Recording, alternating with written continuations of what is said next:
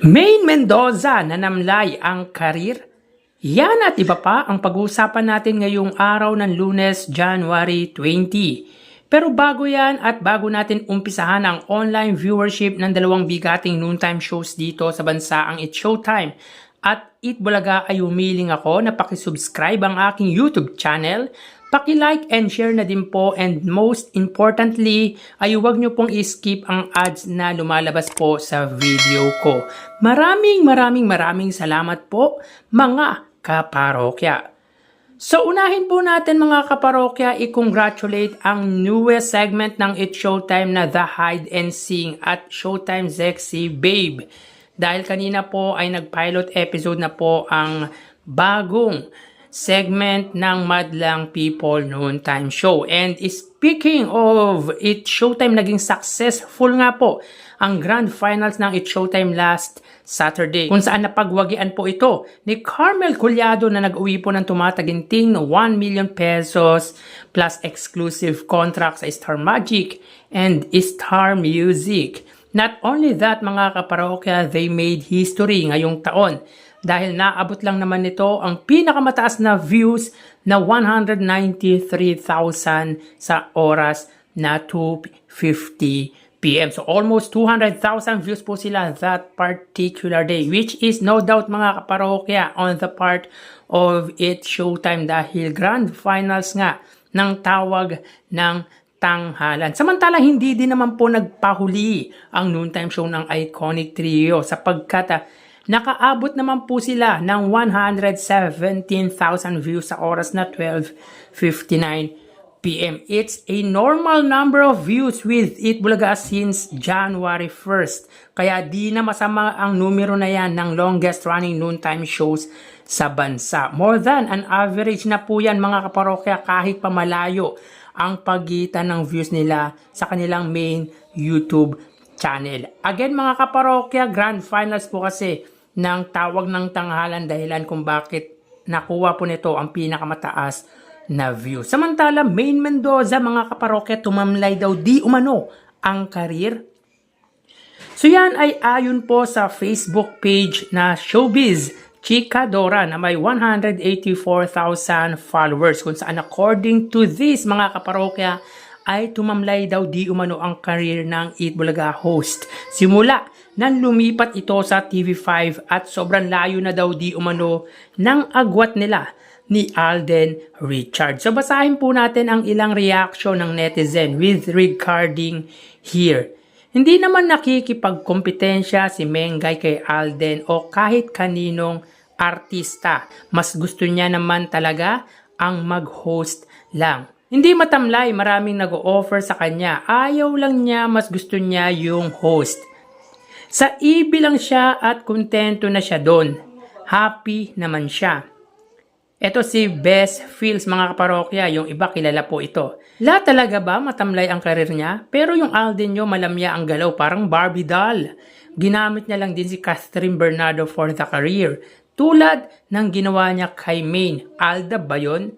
So grabe si Best Feels mga kaparokya, ang hard niya kay Alden Richards. Wag ganun Best Feels, wag ganun. So mga kaparokya, ilan lang yan sa mga nag-comment dito, at para sa akin ay tama naman po ang lahat ng sinabi nila except sa sinabi po ni Best Feels. Well, para sa akin may kanya-kanya na po silang buhay, kahit pa anong paninira or sabihin natin hindi maganda, di na mababago na gumawa po sila ng history dito sa bansa.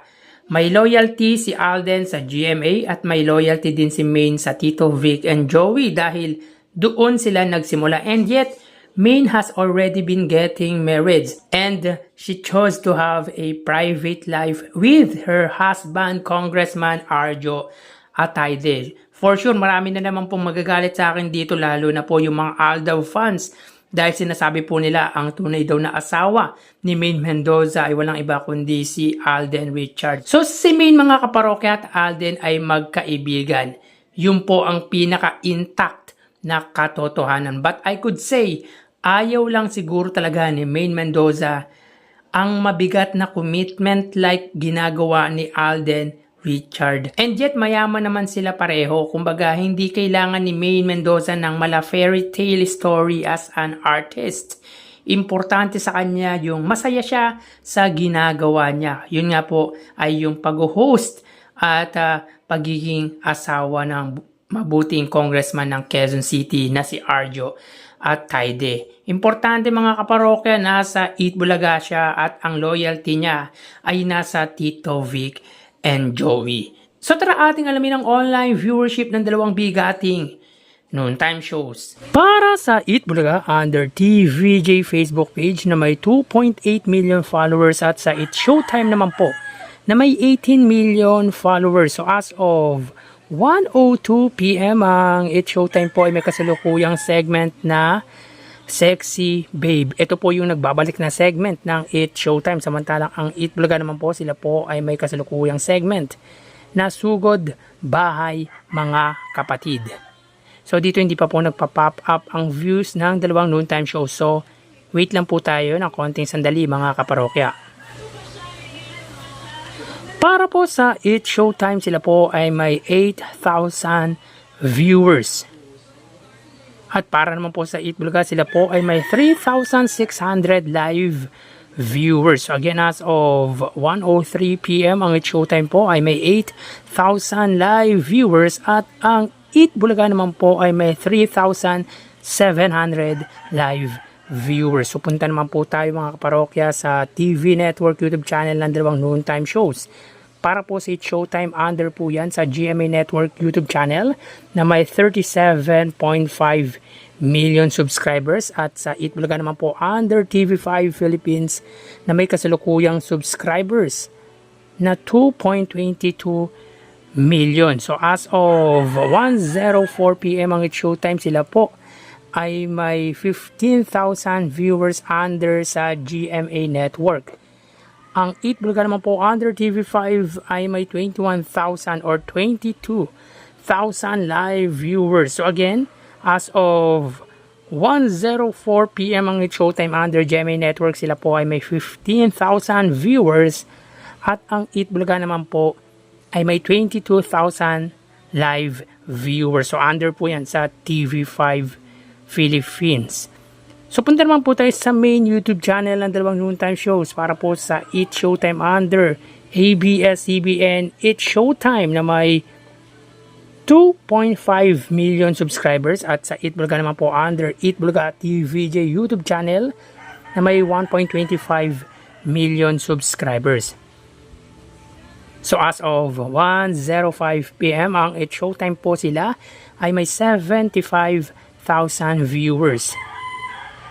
Ang Eat Bulaga naman po, sila po ay may 108,000 live viewers. So again mga kaparokya, as of 1:05 PM ang Eat Showtime po, sila ay may 75,000 live viewers at ang Eat Bulaga naman po ay may 108,000 live viewers. So bali ang total na nakuha po ng dalawang noontime shows ay ang total na nakuha po ng Eat Showtime ay 98,000 total viewers at ang Eat Bulaga naman po ay 133,000 total viewers. So again, ang Eat Showtime po ay may 98,000 viewers at ang Eat Bulaga naman po ay 133,000 live viewers. Yan po ang lumalabas sa kanilang online viewership at mamaya ho magbabalik pa po tayo sa ikalawang bahagi ng ating online views update ng dalawang noontime shows. Magpapaalam po muna pansamantala, magsiingat na po tayo mga parokya.